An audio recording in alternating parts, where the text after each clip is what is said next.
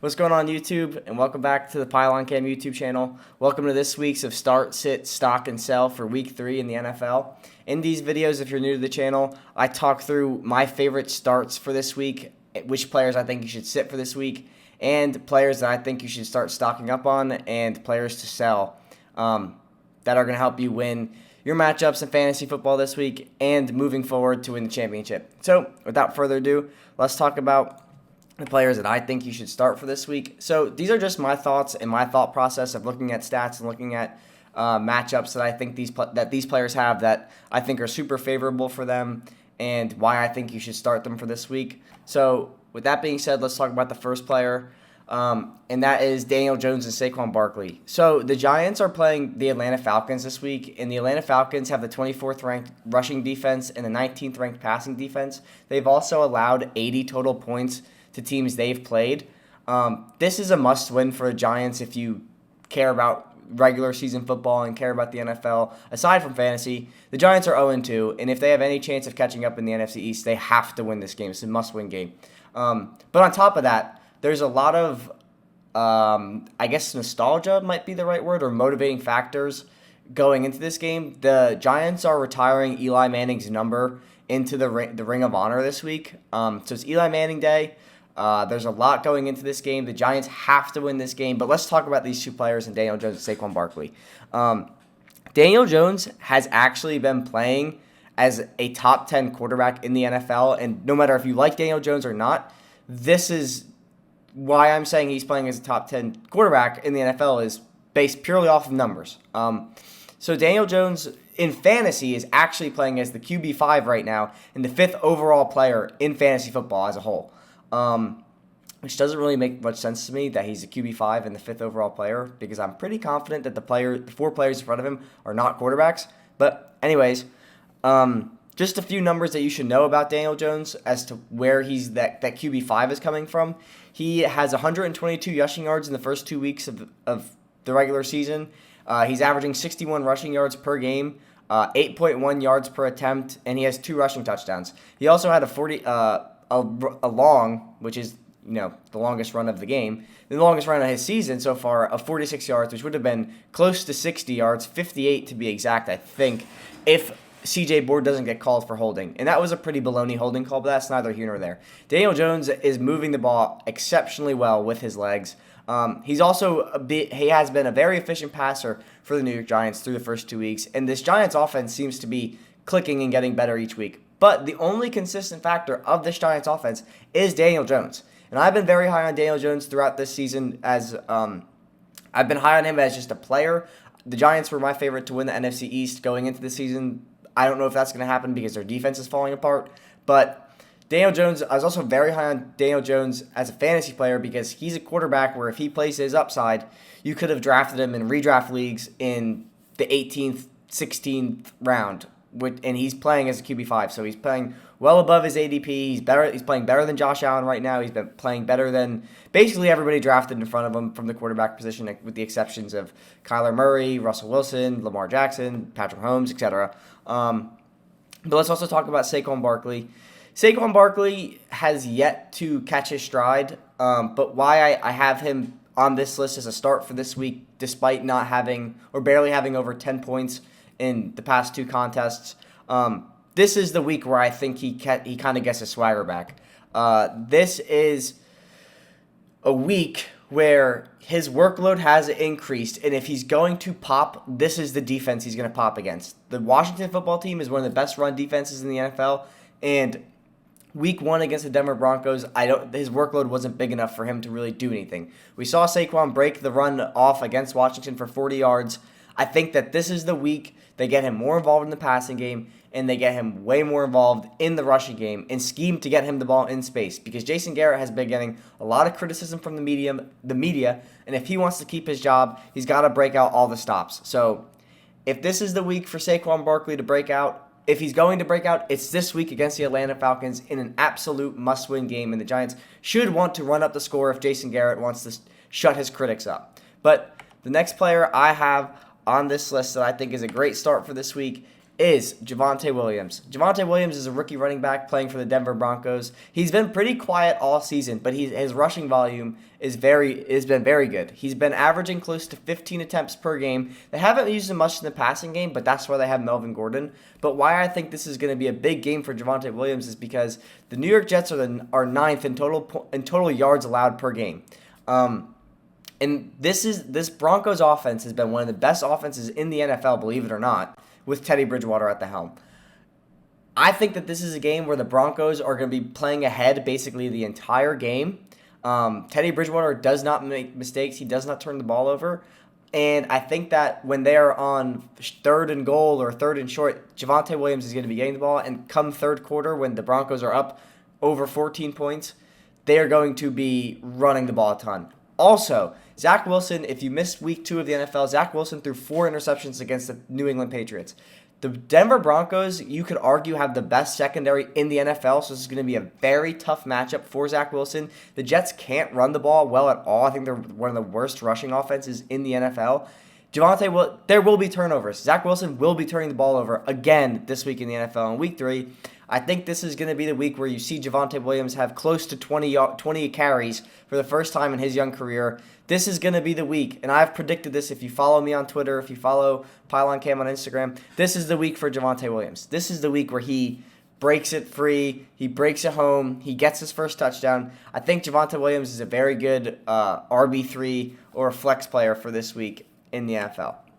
Next player I have on this list is Mike Williams. The Chiefs, believe it or not, despite being Super Bowl favorites, have the worst defense in the entire NFL. The Chiefs currently are allowing the most yards against of all 32 teams. They rank 32nd in yards allowed. Mike Williams is leading the Chargers in receptions over Keenan Allen. He has more receptions than Keenan Allen for the Los Angeles Chargers through the first 2 weeks. The Chiefs ranked 28th in points against at 65 that they've allowed over the past 2 weeks. This is going to be a week for Mike Williams. This is going to be an absolute slugfest between the Chiefs and the Chargers.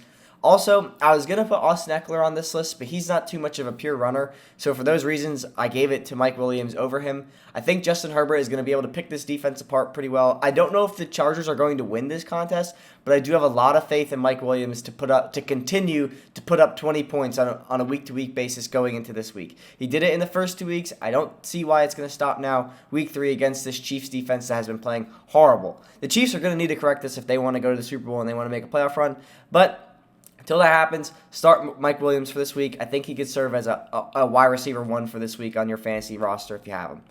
The next player I have, this group of players, is JaMarr Chase, T. Higgins, and Tyler Boyd. The Bengals are playing the Steelers this week. And at first glance, you could be thinking, oh, well, the Steelers are one of the best defenses in the NFL, and the Bengals have the worst pass protection in the NFL. Why would I start my Bengals players? Here's why. The Pittsburgh Steelers are allowing the most yards they rank top 3 in yards per game allowed at 29th, allowing 313.5 passing yards. This is going to be, if Joe Burrow is going to break it all, is going to move the ball for this offense, it's going to be in the air. If the Bengals are going to move the ball, it's going to be through the air. The Steelers are also one of the most injured teams in the entire NFL. This is going to be a tough game for Joe Burrow against that pass rush with the limited defense he has. However, if the Bengals want to move the ball, it's going to be through the air because the Steelers have one of the best run defenses in the NFL. Despite Joe Mixon having the 3rd most rushing volume in the NFL at 27 carries per game, if the Bengals want to score, it's going to be through the air. So for those reasons, I think it's a very safe bet to start JaMarr Chase, T. Higgins, or Tyler Boyd, whichever one you have. I think this is a great week to start them. I think they all can serve definitely as your wide receiver 2 for this week. I don't know if this is going to be like a high-scoring blowout type or shootout style game, but with the Steelers allowing 313.5 passing yards per game after playing the Raiders and I forget who they played week 1. With a high-powered offense like the Bengals, I'm starting JaMarr Chase, T. Higgins, and Tyler Boyd in the leagues I have them. And the last group of players that I think you should start this week is any skill player you have on the Seattle Seahawks or the Minnesota Vikings. And here's why. This is not going to be a defensive game at all. Quite frankly, these two teams have the worst defensive units in the NFL. The Seattle Seahawks are ranked 31st in rushing yards allowed, allowing 162 rushing yards per game, 30th in yards against per game. What that means is Dalvin Cook, if he plays, is going to have one of those games where he runs for 100-plus yards.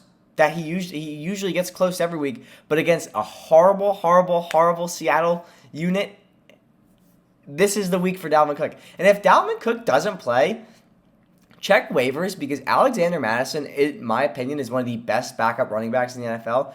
You could scoop him, and he would be a very viable flex option this week against the Seattle Seahawks with how bad their running defense is. But to talk about the Vikings ranked 26th in passing yards against per game at 294 and 27th in points against with 61 points allowed per game. So this is going to be a shootout of a game. This is going to be a huge game for DK Metcalf, for Tyler Lockett. It's going to be a huge game for Justin Jefferson, KJ Osborne, and Adam Thielen, and Dalvin Cook, and Chris Carson. So if I have any of those players that I just mentioned in that little rant, I'm starting them this week.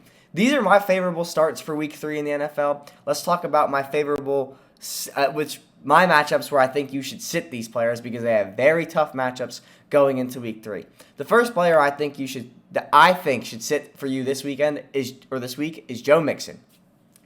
Joe Mixon, like I mentioned previous, does have the third most rushing volume for running backs in 2021. This is a prediction that I had going into the season. That's why I drafted Joe Mixon in a ton of leagues, because he's basically in the same situation as Najee Harris.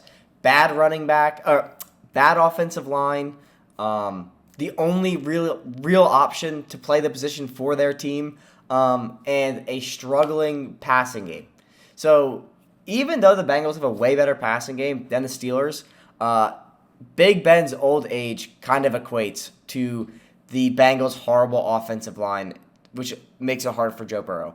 So for those reasons, I thought Joe Mixon would be a great play this season, which he has been. But this week, the Steelers have one of the best rushing defenses in the NFL, even with it banged up, even with TJ Watt not playing this week. So the Steelers ranked 10th in rushing yards against per game at 84.5.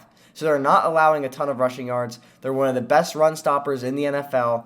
I think between the combination of the horrible offensive line unit that the Cincinnati Bengals have and the exceptional run defense and defensive front that the Steelers have, this is a terrible week to start Joe Mixon. If he's your only option, go ahead and start him. It can't hurt. I could see him sneaking in a touchdown or so when the Bengals move the ball down the field through the air, but I don't think that it's going to be a great week for Joe Mixon despite his immense volume. I think he's still going to be, rush for 18 attempts with like 42 yards or something like that. But with all that being said, pick your poison on Joe Mixon. I don't know if I'm going to start him this week on the teams that I have a lot of running back depth, but some teams I have to start him. But the next player on this list is Jaylen Waddle.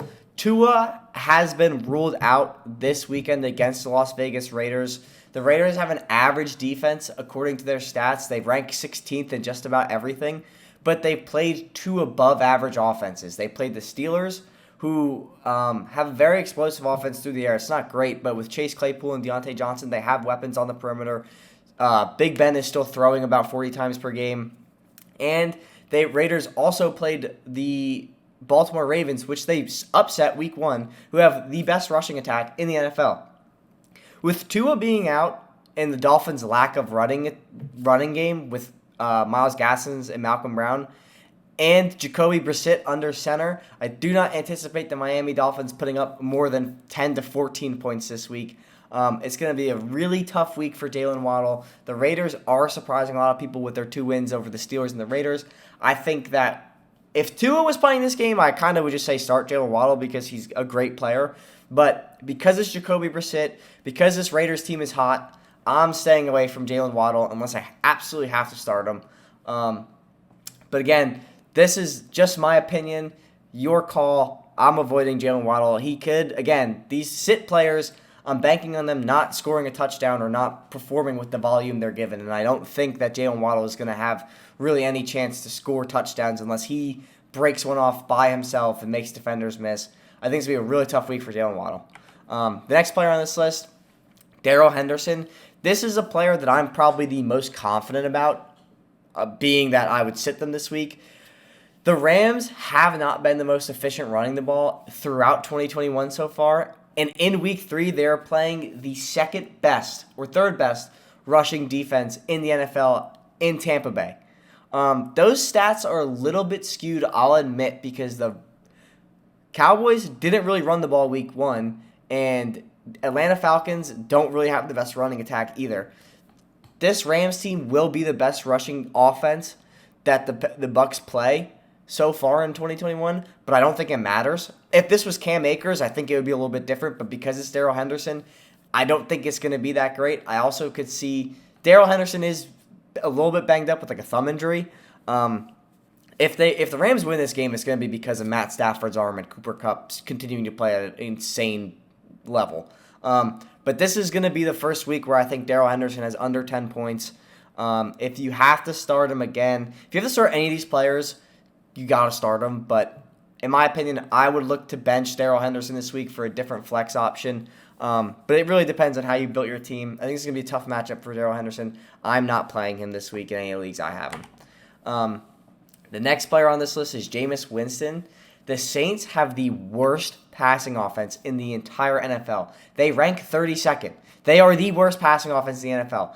Seeing how good Jameis Winston was week 1 and then how bad he was week 2 against a Carolina Panthers defense, which everybody had ranked worse than the Green Bay Packers defense going into 2021, seeing that they're going up against one of the best coached defensive units in the NFL at the New England Patriots, I don't see the week 1 5-touchdown performance from Jameis Winston coming this week.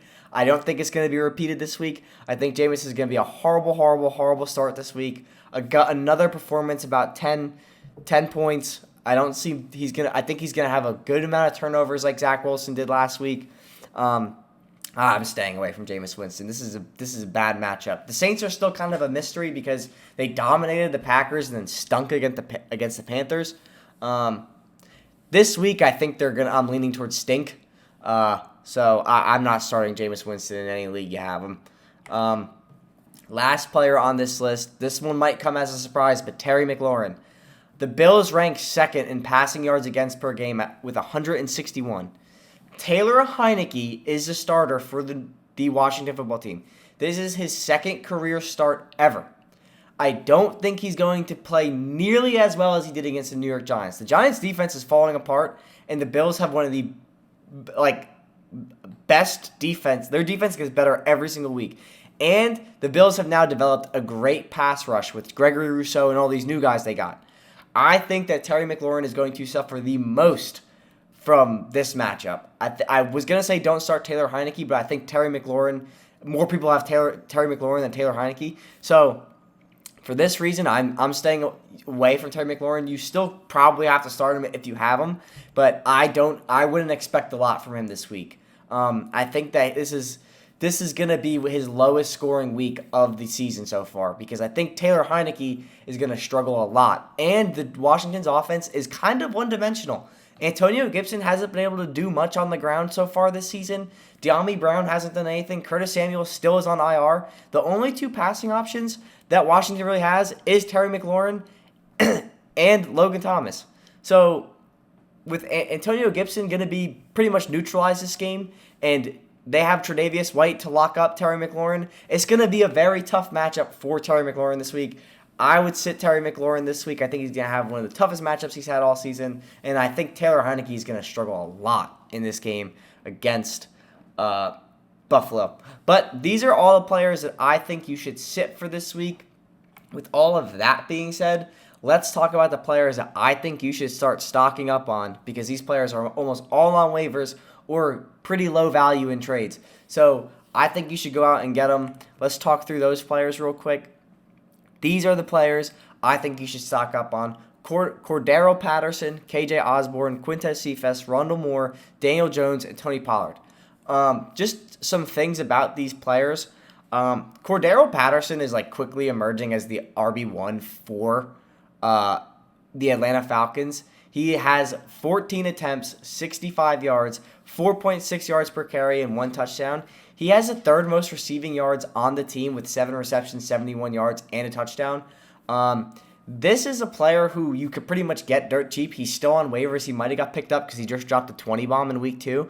But I would pick up Cordero Patterson because he's looking like a viable receiving option, and he is quickly becoming the RB1, outplaying Mike Davis and Wayne Gallman. So for those, and he has flex capabilities, meaning you could play him as a wide receiver or a running back. So I would pick up Cordero Patterson for week 3. Next player, KJ Osborne, wide receiver for the Minnesota Vikings. He kind of came out of nowhere. He leads the Vikings in receiving yards, and he has more receptions than Justin Jefferson, only by 1. But this is a week this is someone who I would put on my start list for this week. KJ Osborne. He's coming off of a 20-point performance, I'm pretty sure, or a 14-point performance. You can still get him on waivers. I picked him up in almost every league I could this week. This is going to be a huge week for KJ Osborne. I think that you can still get him. He's going to have a good week against this bad Seattle defense. This is the week to get KJ Osborne. After this, he's going to be gone. He's going to be probably the number 1 waiver wire pickup next week. The next player on this list, Quintez Cephas. Quintez Cephas is slowly becoming the most viable receiving options for the Lions behind DeAndre Swift and TJ Hawkinson. He's third in receiving yards for the Detroit Lions, but he's the highest of any wide receiver for the Detroit Lions. So for those reasons, I picked up Quintez Cephas in every league I could. I picked up pretty much everybody on this list in every league I could, depending on how shallow the leagues are or how deep the leagues are. But in some fashion, to address one of my team's weaknesses, I picked up one or multiple of these players. Quintez Cephas, especially with Daryl Williams being out, he just got ruled out for week 3, so he's out again. It's going to be Quintez Cephas, DeAndre Swift, and TJ Hawkinson dominating the passing volume for the Detroit Lions. TJ Hawkinson is a tight end, and DeAndre Swift is a running back, so Quintez Cephas is the wide receiver 1 for the Detroit Lions, and he's still available on waivers. I go ahead and pick him up. The next player on this list is Rondale Moore. Rondale Moore is probably gone in every league you're in, but if you can, I would try to trade for him before his value continues to climb. He is the receiver with the most receptions on the Arizona Cardinals. Kyler Murray is playing at MVP level. He is the MVP frontrunner for this week. He has more receptions than DeAndre Hopkins. I would pick up Rondale Moore in every league I could if he's available. If not, some of these players are going to have to trade for, and you make your own determination if you want to trade for them or not. Next player on this list, like we talked about previously, Daniel Jones. Daniel Jones is probably available on waivers unless there's Giants fans in your leagues. Daniel Jones right now has a QBR through the first 2 weeks of 96, which is tied for 18th. He's actually tied with Aaron Rodgers at a QBR of 96. He has 96 passing attempts, which is tied at 16th. And he is one of the most efficient rushers in the NFL right now. So he's really playing to that rushing upside. Jason Garrett is going to continue to use his legs and use him to roll out of the pocket. If you watch their game against Washington, they operated a ton of RPO, which those are the plays where Daniel Jones, everybody makes fun of Daniel Jones tripping and falling after he ran for 80 yards. It was on an RPO. So if they continue to run the RPO option, expect Daniel Jones to continue to break off long runs. And the last player on this list is Tony Pollard. Tony Pollard, if you have Tony Pollard, you basically drafted Ezekiel Elliott in the 10th round. Tony Pollard has 16 attempts for 123 yards and 1 touchdown. He is the 4th best receiver on the Dallas Cowboys with 7 receptions for 70 yards. So if you own Tony Pollard, you are at a significant advantage compared to the guy who owns Ezekiel Elliott because you basically have the same player that you got 10 rounds later. But these are the players that I think you should definitely stock up on these guys. Go ahead and stock because their value is going to keep going up. So for those reasons, please stock on these guys. Please go out and get them because I think that they're going to continue to traject in the direction that they are going currently. But let's talk about the players that I think it's time to sell. If you have these players, you probably invested a fair bit of draft capital on them, or you traded a lot for them. It's time to try to sell them and cash out and save what you can before their value continues to plummet. First on this list, I have Alvin Kamara. I am so scared of Alvin Kamara because I didn't draft him in any of these leagues because I believed that I didn't trust Jameis Winston. I knew Jameis Winston was going to win the start. If you followed the channel, if you followed the podcasts, you know that I knew Jameis was preaching that Jameis Winston will win the start. It's not even a real competition. And one of the reasons why I was afraid of Alvin Kamara is because Jameis Winston is not a check down type of guy. In 2019, he led the league in passing yards and turnovers because he's constantly throwing down the field. Sure, he got LASIK eye surgery, but even in that 5-touchdown win over the Packers, Alvin Kamara only had 18 points. Last week, he had 7. I think Alvin Kamara is a player where if you put him on the trade block, you could get a haul for him. You could probably get TJ Hawkinson, who has 7 points less than Christian McCaffrey, depending on if you need a tight end or something. But Alvin Kamara is a player where I only see his value continuing to go down because his Saints offense is the worst in the NFL. It is bottom of the barrel in the NFL, and I don't see Alvin Kamara having any upside besides his passing value. He's never been a pure rusher. If you watch the video that I released, if you go back into the archives of the channel and see my top 10 running backs, Alvin Kamara, even though I had him at rank 3, he had one of the lowest pure rushing volume of any of the running backs on that list. So for those reasons, I'm selling Alvin Kamara. You could still get some value for him. I think each week it's going to become less and less, but this is the week that I would sell Alvin Kamara. If you want to wait till after this week and see how they do against the Panthers, go ahead. Not the Panthers. The Patriots. Go ahead. I just think it's going to be a very bad game for Jameis Winston. The next player on this list, Clyde Edwards-Helaire. This is someone who I was super high on going into the season. Unfortunately, I have Clyde Edwards-Helaire on a ton of teams, but the reason why Clyde Edwards-Helaire does not work, and I've been trying to figure this out, is Patrick Mahomes does not need him. It's not the scheme, because if you go back and watch the Chiefs game, particularly against the Ravens, there is a ton of times Clyde Edwards-Helaire is open in the flat, waiting for the ball with Green in front of him. But Patrick Mahomes and how he ad-libs every single play will wait to find someone further down the field or run the ball himself. Clyde Edwards-Helaire has no purpose in this offense. If they want to run the ball, they're going to give it to Damian Williams, and he's going to run it on the goal line.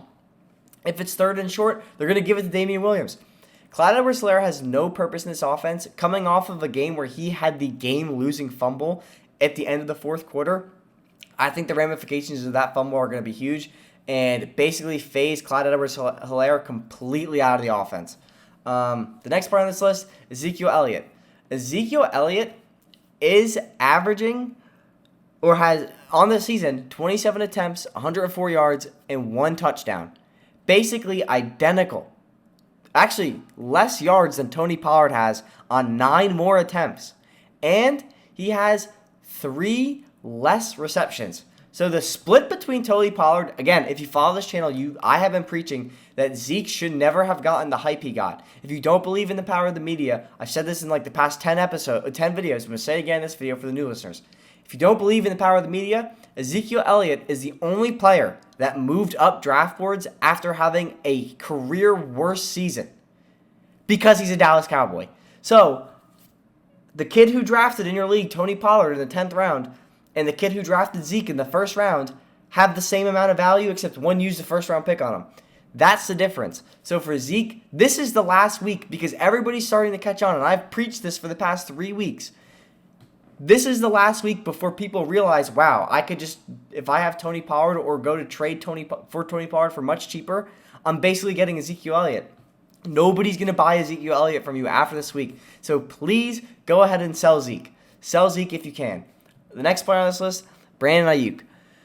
Brandon Ayuk, he was one of the players that I was super high on this season, but I think that he is going to come back into the offense for the San Francisco 49ers.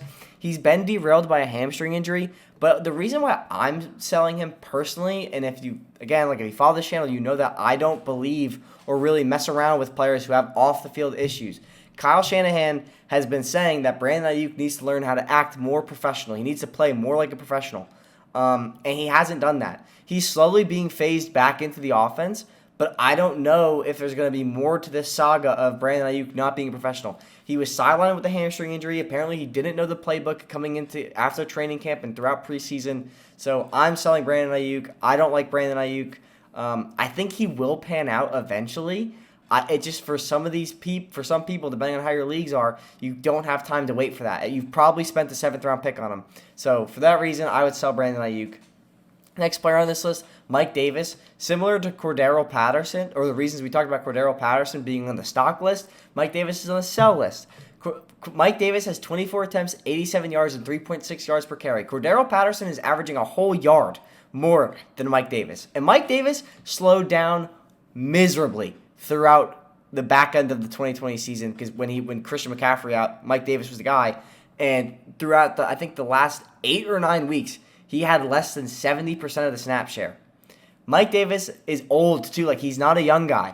So Mike Davis is going to be replaced by Cordero Patterson. It's not a matter of if, it's a matter of when. So for that reason, I would sell Mike Davis while you can. His value is only going to continue to plummet. And the last person I have on the sell list that I have been preaching to sell since before week 1, Corey Davis. This is the worst matchup Corey Davis could have of anywhere he could have went in free agency is Zach Wilson in the New York Jets and being a wide receiver 1. Corey Davis, the Jets are averaging 31st in points per game at 10. They're averaging 10 points per game. I don't even know who 32nd is, but I don't know how you could be averaging less than 10 points per game.